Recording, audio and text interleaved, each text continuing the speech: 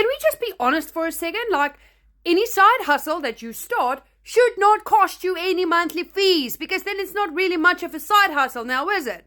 Then it's more like a monthly commitment. I don't know about you, but I used to do 50 hours on corporate. I freaking did not have the time or the money to waste. So I needed something that I could do 100% around my corporate job that wouldn't cost me any additional monthly cost.